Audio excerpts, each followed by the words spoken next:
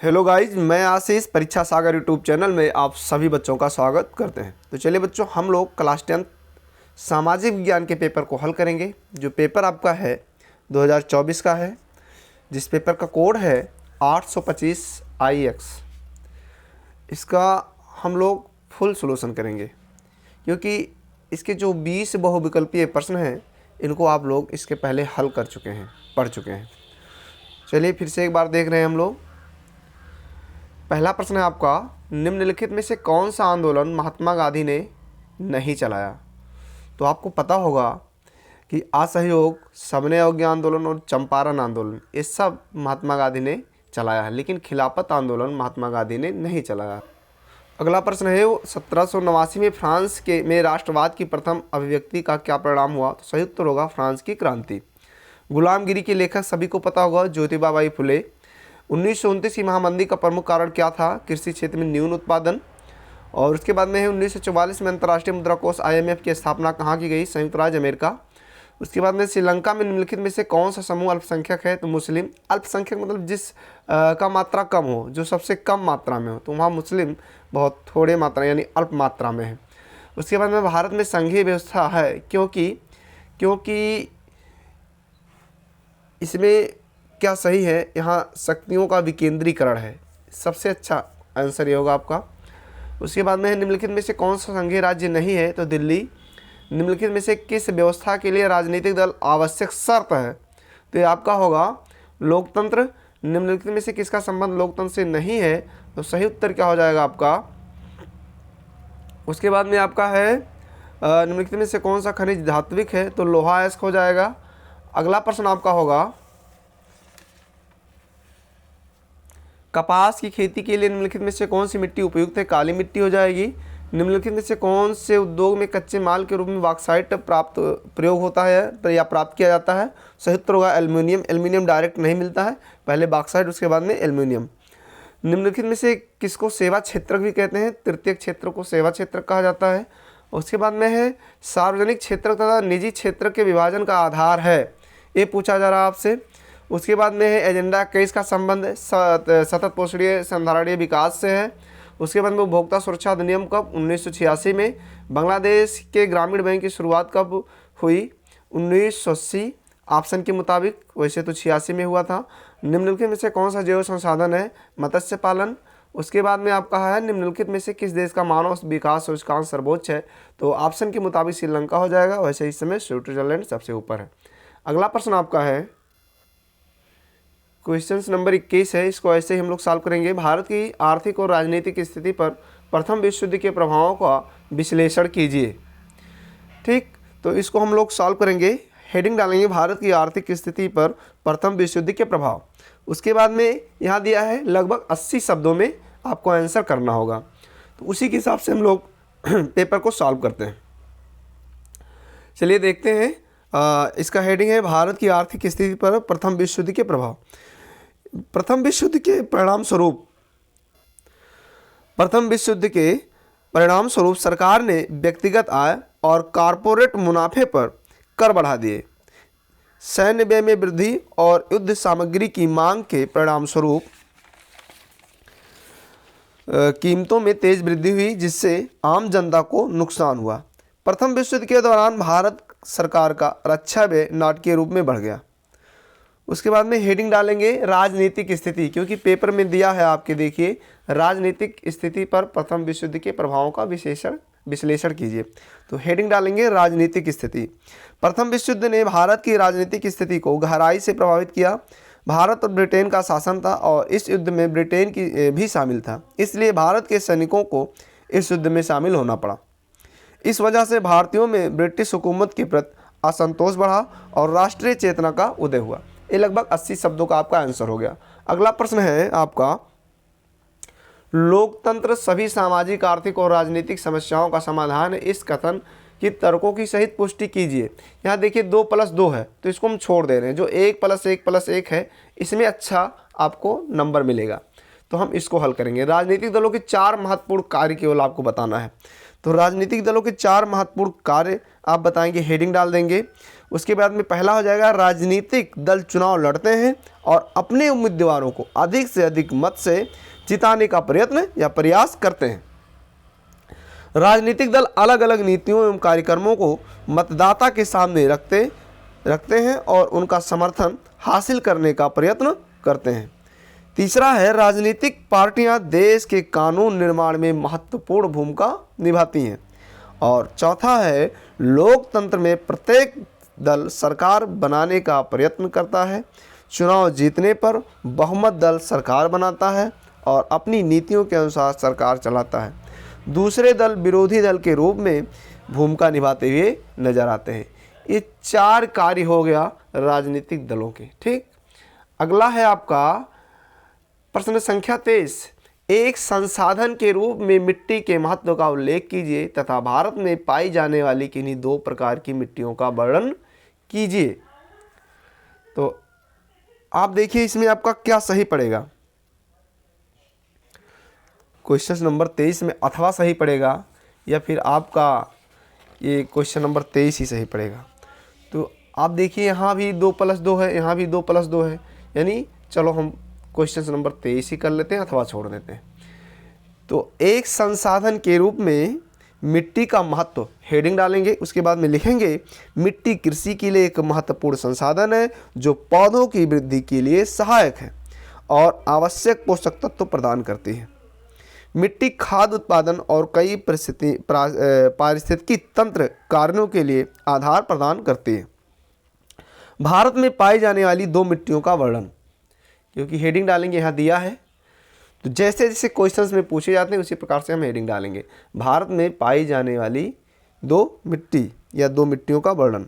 जलोढ़ मिट्टी और काली मिट्टी के बारे में हम लोग चर्चा कर लेते हैं। जलोढ़ मिट्टी हेडिंग डालेंगे, यह मिट्टी बहते हुए पानी के साथ जमा होती है। यह मिट्टी भुरभुरी और ढीली होती है। यह मिट्टी नदियों के किनारे पाई जाती है। काली मिट्टी, इसे रेगुर मिट्टी भी कहा जाता है। यह मिट्टी कपास की खेती के लिए उपयुक्त होती है। यह मिट्टी महाराष्ट्र, मध्य प्रदेश, गुजरात, आंध्र प्रदेश और तमिलनाडु में पाई जाती है। ये लगभग 80 शब्दों का आपका उत्तर तैयार हो गया। अगला प्रश्न है 24 हल करेंगे। भारतीय कृषि पर वैश्वीकरण के प्रभाव पर टिप्पणी। तो चलिए इसको हम लोग पूर्ण करते हैं। यहाँ देखिए 4 नंबर का है तो 4 पॉइंट में इसको पूरा कर लीजिए। ठीक, भारतीय कृषि पर वैश्वीकरण के प्रभाव पर टिप्पणी। तो पहला होगा, इसको ऐसे हेडिंग डालेंगे, वैश्वीकरण के कारण भारत की निर्वाह कृषि व्यापारिक कृषि में बदल गई है। वैश्वीकरण के कारण किसान अब ज़्यादा मुनाफा देने वाली फसलें उगाने पर ध्यान दे रहे हैं। वैश्वीकरण के कारण कृषि उत्पादन बढ़ाने के लिए नई तकनीकों का इस्तेमाल होने लगा। वैश्वीकरण के कारण कृषि उत्पादों का विदेशी व्यापार बढ़ा है और वैश्वीकरण के कारण कृषि का बड़े पैमाने पर मशीनीकरण किया गया है। ये 4 पॉइंट हम लिख लेंगे, 4 नंबर हमको मिल जाएगा। अगला है आपका प्रश्नोत्तर संख्या 25। इसको देखिए, महात्मा गांधी द्वारा चलाए गए 3 सत्याग्रह आंदोलनों के कारण और परिणाम बताइए। तो चलिए इसको पूरा कर लीजिए। महात्मा गांधी के द्वारा चलाए गए 3 आंदोलन क्या हैं? तो पहला है चंपारण, दूसरा खेड़ा और तीसरा कोई और ले लेते हैं, जैसे व्यक्तिगत सत्याग्रह है उसी को ले लेंगे। तो चलिए चंपारण सत्याग्रह हेडिंग डालेंगे। तो चंपारण सत्याग्रह 1917 में हुआ। चंपारण सत्याग्रह की वजह तिनकठिया प्रणाली, इस प्रणाली के तहत किसानों को अपनी ज़मीन के 3/20वें हिस्से में नील की खेती करनी आवश्यक थी। ठीक, और परिणाम हेडिंग डालेंगे, चंपारण आंदोलन के परिणाम स्वरूप तिनकठिया प्रणाली समाप्त हो गई और कारखानों को कर देने वाले रैयतों को उसका 1/4 हिस्सा वापस मिल गया। ये परिणाम है। अब खेड़ा सत्याग्रह हेडिंग डालेंगे 1918 में। इस आंदोलन का मुख्य उद्देश्य किसानों का समर्थन करना था। गरीबी से जूझ रहे किसानों पर अत्यधिक कर लगाने की मांग ने आक्रोश पैदा कर दिया। इसकी दुर्दशा को देखते हुए महात्मा गांधी, जो हाल ही में दक्षिण अफ्रीका से भारत लौटे थे, उन्होंने हस्तक्षेप करने का फैसला किया। परिणाम, ब्रिटिश सरकार ने इस समझौते को स्वीकार कर लिया और सभी किसानों की ज़मीनें जब्त कर ली थी। हालांकि अंग्रेज़ों ने क्या किया, 1919 का जो कर था उसका निलंबन कर दिया और जब्त ज़मीन को वापस कर दिया। ये रहा मामला। और उसके बाद में अगला है व्यक्तिगत सत्याग्रह 17 अक्टूबर 1940 को। इसका कारण है अगस्त प्रस्ताव की विफलता के बाद भारतीय राष्ट्रीय कांग्रेस ने महात्मा गांधी के नेतृत्व में व्यक्तिगत सत्याग्रह शुरू किया था। इस आंदोलन का मकसद था कि सरकार कांग्रेस की मांगों को शांतिपूर्ण तरीके से मान ले। परिणाम क्या हुआ, इस आंदोलन ने आम लोगों को ब्रिटिश नीतियों के खिलाफ अपनी असहमति जाहिर करने का मौका दिया। इस आंदोलन में भारत की जनता में एकता और धैर्य दिखा।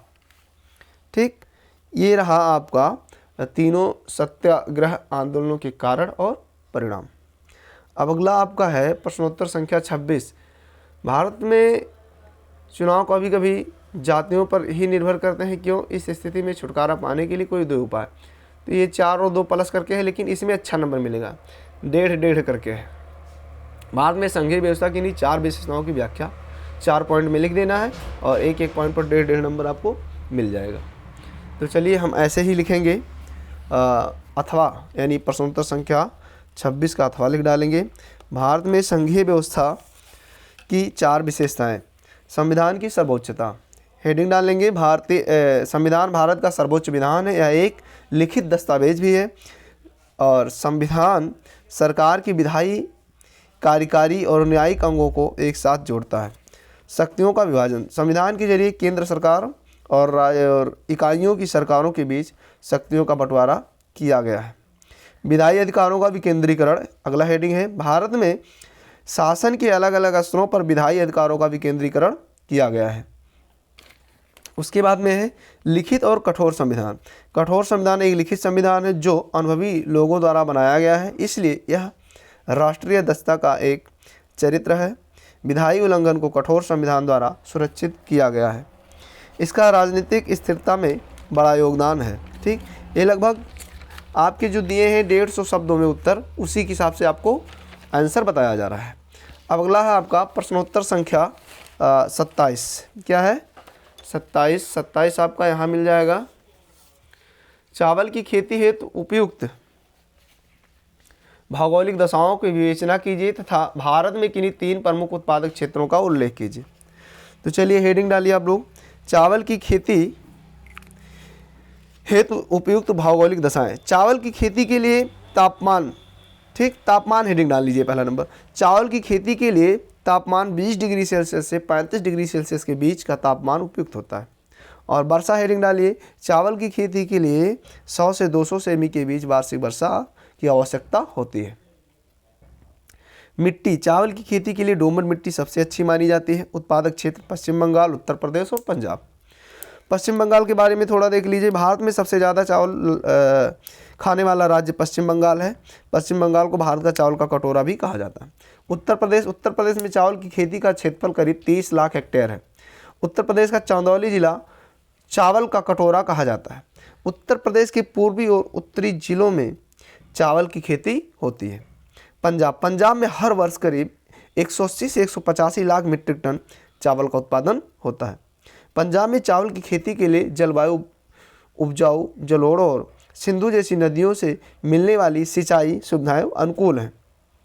पंजाब में चावल की खेती के लिए फगवाड़ा, जिसको फव्वारा भी कह सकते हो, पद्धति का इस्तेमाल किया जाता है, जिससे 90% पानी की बचत होती है। और बस इसको हम इतने में इसका आंसर दे देंगे, क्योंकि एक एक पॉइंट पर एक एक नंबर है, 1.5 नंबर है, तो मेरा लमसम 5 नंबर तो मिल ही जाएगा, 6 नंबर भी मिल सकता है, इसलिए हम इसको ऐसे ही लिखेंगे। और अब बचा आपका क्वेश्चन नंबर 28 भी आप देख लीजिए 28 को कैसे करना है। 28 में क्या है, विश्व व्यापार संगठन WTO ये क्रियाकलापों का वर्णन कीजिए। तो चलिए इसको भी देख लेते हैं हम लोग। हेडिंग डालेंगे विश्व व्यापार संगठन के क्रियाकलाप। विश्व व्यापार संगठन WTO के कुछ मुख्य क्रियाकलाप हैं। ठीक, विश्व व्यापार संगठन WTO का काम अंतर्राष्ट्रीय व्यापार के लिए नियम बनाना और उनका पालन करना है। इसके अलावा यह व्यापार से जुड़े विवादों को सुलझाने का कार्य भी करता है। कौन? विश्व व्यापार संगठन WTO।